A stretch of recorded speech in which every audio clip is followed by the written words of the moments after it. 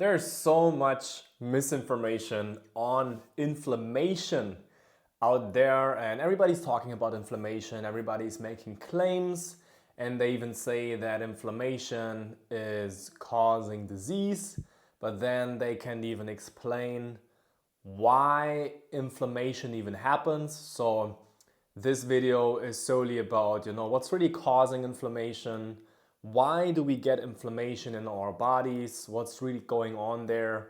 So let's get right into that in that video, because I think it's very exciting and it's very important to know how inflammation actually starts, where it's coming from, because otherwise how do you know to get rid of inflammation if you have it? Because if you want to get rid of inflammation, you need to know what's causing the inflammation in the first place.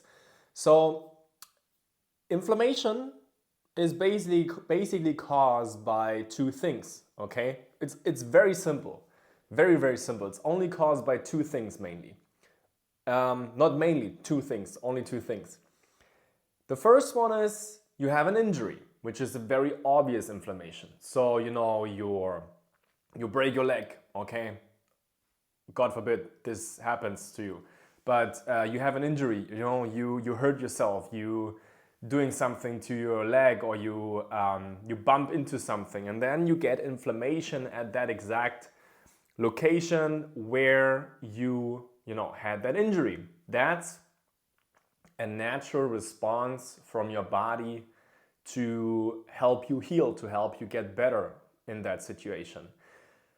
But what is about the inflammation that people have, that they talk about the whole time when they say, oh, I feel achy, I feel inflamed, I don't know where it's coming from, I have pain, I feel soreness. All of these, a lot of autoimmune conditions also have lots of inflammation there. For example, Hashimoto thyroiditis is basically an inflamed thyroid. Rheumatoid arthritis is inflammation in your joints. Then we have colitis or Crohn's, it's inflammation in your gut. And every time they're telling you that your own body, your own immune system is causing the inflammation, which is not true. But anyway, it's also happening a lot with these autoimmune conditions. But in general, people can also just have inflammation without having an autoimmune condition. And I'm going to talk about what really is the cause of autoimmune as well. But if it's not an injury, okay, and you have inflammation somewhere in your body, it's caused by a foreign invader. Why is that? Because your body is creating inflammation as an immune response. And your body is only creating that inflammation because there's something in your body that is not supposed to be there. It's something from the outside that is not supposed to be in your body, creating joint inflammation, creating achiness, creating muscle soreness, making you to feel inflamed, creating inflammation in your gut, creating inflammation in your joints, inflammation in your neck, in your feet, wherever you might have that inflammation. These are things that are coming from the outside. What exactly is that what's causing inflammation? Pathogens. It is pathogens, and it's not parasites, okay? Parasites don't do that. It's viruses and bacteria, mainly viruses. Let's take the example of like Hashimoto's thyroiditis, where you have an inflamed thyroid, when you go to your doctor because your thyroid, because you have like symptoms, and then they take tests and they see your thyroid is off, and then they see they have antibodies. Oh yeah, the inflammation that's coming because your own immune system is attacking your thyroid, which is absolutely ridiculous. And your body would never attack you. The reason why there's inflammation is because there's a virus that's causing that inflammation. And the response of your immune system to that virus is creating the inflammation. That's how our bodies work to foreign invaders. So you get inflamed because there's a foreign invader. The Epstein-Barr virus is also causing joint pain. It's also causing rheumatoid arthritis.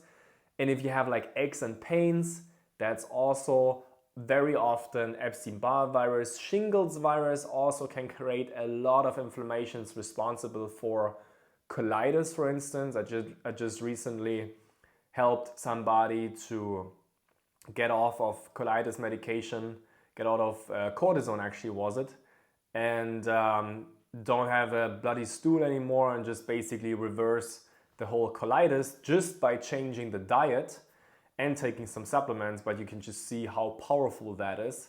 I'm actually going to upload that testimonial at some point here on my YouTube, so make sure to subscribe to my channel. But anyways, the thing is, inflammation, excuse me, inflammation is caused by foreign invaders. It's caused by viruses mainly. And therefore, you need, in order to get rid of inflammation, you need to kill off viruses and pathogens and bacteria in your body. Otherwise, you never get rid of your inflammation. And that's the reason why people that, for example, stop eating gluten feel better and less inflamed. And it's not because the gluten is causing inflammation. That's a very interesting point. If you think, maybe you're at a point right now where you think nutrition is not even doing so much for your body, it's the most important thing to heal, it's the most important thing you need to do in order to have a healthier lifestyle, most important thing to reverse your chronic fatigue, brain fog, to get you better, to get your old life back if you have chronic illness. But there are also a lot of people that know that nutrition plays a pivotal role in getting better, but they don't understand what's really going on when you eat certain foods. So a lot of people say, a lot of nutritionists say, experts say, but experts that never got anybody better, they say, oh, gluten is causing inflammation. But why does my 90-year-old grandpa does not have any inflammation even though he ate gluten his whole time, his whole life? Why are there people that have no inflammation but they eat gluten the whole time? And why are there people that eat gluten and they get inflamed a lot? It's not because gluten in and of itself is inflammatory. It's not that seed oils in and of itself are inflammatory. Certain foods are feeding viruses and bacteria in our body, and these viruses, Epstein-Barr virus, shingles virus, HSV1, HSV2, cytomegalovirus, these viruses cause inflammation in our bodies. And when you eat foods that feed viruses, gluten, dairy, eggs for instance, then you get more inflammation. Canola oil is a big one of the worst seed oils. Soybean oil, for example. Not all seed oils are bad, by the way. Sunflower oil is not inflammatory. It's not causing... Sunflower oil, for example, is not feeding viruses. The reason why canola oil is feeding viruses and soybean oil is because it's GMO. It's genetically modified. And they feed viruses, and that's what's causing then inflammation. So the gluten itself, the seed oils itself, they're not inflammatory. They don't cause the inflammation. They feed the pathogen that is causing the inflammation. That's what you need to understand. That's why some people can even eat very bad foods, very lots of processed foods, all of the foods where I always say these are bad for you, but they don't have any inflammation. And meanwhile, you eat one piece of bread and you're getting inflamed all over your body. It's because you have an Epstein-Barr virus in your system that is aggressive, that likes to feed on gluten specifically. And every time you eat gluten, you feed that virus in your system, and that's causing inflammation. So the inflammation is not caused directly by foods, it's caused by pathogens. There's a lot of misconception, misunderstanding, and misinformation also about tomatoes and nightshades and lectins. Nightshades don't cause inflammation. Why is that? Because inflammation is not caused by nightshades, it's caused by viruses. Nightshades like tomatoes and potatoes and red bell pepper, what are there? They're antiviral. So they reduce inflammation. It's a prime example of people not knowing what's going on in the body, trying to explain you something, never got anybody better in their life, just writing eat better books, and trying to sell you their supplements, saying you should be afraid of, oh, don't eat nightshades, they're very bad for you. Oh, don't eat lectins, they cause inflammation.